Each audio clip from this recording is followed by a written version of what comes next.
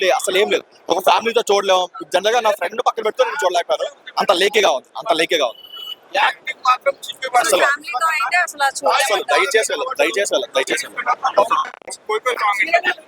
అసలు ఆ కాస్ట్యూమ్స్, అసలు ఆ కళ్ళజోడు ఏంటో, ఆ కాస్ట్యూమ్స్ ఏంటో అసలు దేనికి ఏది సెట్ అవ్వలేదు అన్న, ఏది సెట్ అవ్వలేదు. ఆ హీరోయిన్ అసలు కంప్లీట్ గా అసలు రీసెంట్ టైమ్ లో టాలీవుడ్ లో ఎంత వరస్ట్ మూవీ రాలేదు, రాదు కూడా లేదు. చెప్తే అంత రొటీన్ అనిపించింది బ్రో.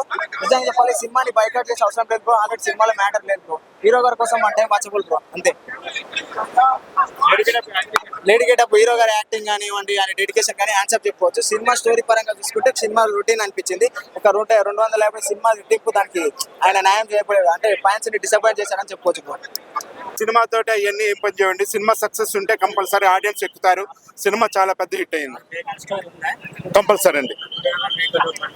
అదేం లేదండి, అదేం లేదు.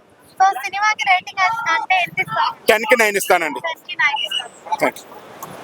ఎట్లుంటదా అని చెప్పేసి భారీ అంచనాలతో వచ్చిన, నిజంగా భారీ అంచనాలు కాదు, అతి భారీ అంచనాలను మించిపోయే లెవెల్లో విశ్వక్సేన్ గారు సినిమాలో ఫస్ట్ హాఫ్ ఇచ్చిన క్యారెక్టరైజేషన్, సోను క్యారెక్టరైజేషన్ లో యాక్టింగ్ ఇరగదీసి పడేశారని చెప్పి చెప్పుకోవచ్చు. ఇంటర్వెల్ సీన్ ట్విస్ట్ మాత్రం ఎవరు ఊహించని కూడా ఊహించారు భయ్య. నిజంగా మీరు వెళ్ళిపోతున్నా కనపడకపోతే ఏం ప్రాబ్లం కాదు కానీ అంటే ఏమో అనుకున్నాం, కానీ ఈ రకంగా లైలా గెటప్ లో వస్తాడు సెకండ్ హాఫ్ లో అని చెప్పేసి ఎవరు ఊహించని కూడా ఊహించలేదు. నిజంగా సూపర్ భయ్య, మూవీ అయితే చాలా బాగుంది. సెకండ్ హాఫ్ లో ఏంటంటే లైలా గెటప్ లో వచ్చిన తర్వాత ఎంట్రీ సీన్స్ లో సీన్ కి కామెడీ ఎలివేషన్స్ కి fully excitement, fully funny entertainment.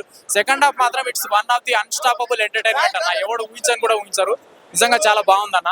And last climax scene విషయానికి వస్తే అసలు ఎవరు సీన్ ఊహించని కూడా ఊహించారన్న. విలన్ కి హీరోకి ఇద్దరికి మధ్యలో రియలైజేషన్ అయ్యేటటువంటి సీన్స్ కూడా చాలా బాగా పడినాయని చెప్పి చెప్పుకోవచ్చు. బ్యాక్గ్రౌండ్ స్కోర్, మ్యూజిక్ పరంగా చూసుకున్నా, సాంగ్స్ పరంగా చూసుకున్నా. కాకపోతే ఒకటి మైనస్ ఏంటంటే స్టోరీ అన్న. స్టోరీ ఏంటంటే ఇప్పుడు రావాల్సిన స్టోరీ కాదు, అవుట్డేటెడ్ స్టోరీ ఇది.